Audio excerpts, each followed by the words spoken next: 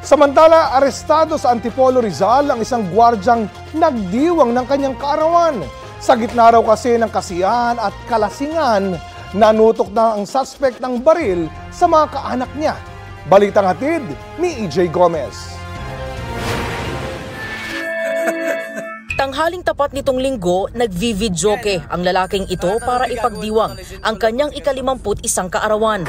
Ang video na yan kuha ng kanyang pamangkin sa kanilang bahay sa Barangay Santa Cruz, Antipolo City.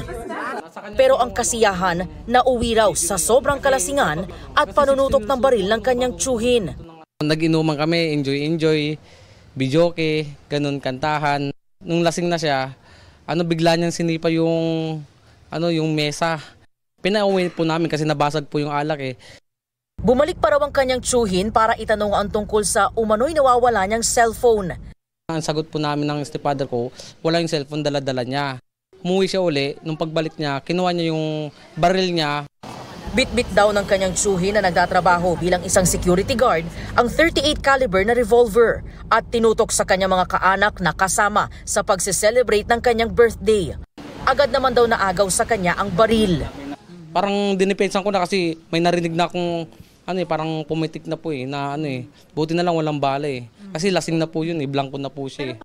Kung may bala man sana yun, ang maunahan, ang mapupuran doon yung anak ko.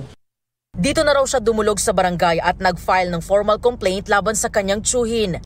Sa kanyang bahay, nadatnan ng mga tauhan ng Barangay Santa Cruz ang sospek na natutulog dahil umano sa sobrang kalasingan. Dito na siya sinundo, pinusasan at dinala sa police station. Talagang lasing na dahil gawa ng nagse-celebrate siya ng birthday niya. Umaga pa lang, lasing na itong ating suspect. Dinidinay niya talaga na hindi raw kanya yung baril. Sa video, kita pang hirap na sa pag-upo ang suspect. Depensa niya, hindi pa ako lasing. Naalala ko po. Ba't ko gagawin po yun? Nagsasaya po kami, di ba? Yan ang araw ng birthday ko. Laban lang kami sa kaso.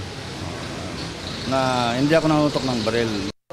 Giniit din niyang hindi sa kanya ang baril at na-frame up lang siya dahil sa inggit ng kanyang pamangkin.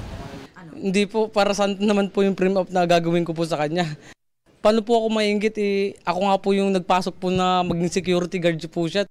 Sa custodial facility ng Police Community Precinct ng Antipolo City, nakadetene ang suspect na nahaharap sa kasong frustrated homicide at paglabag sa Republic Act 10591 o Comprehensive Firearms and Ammunition Regulation Act.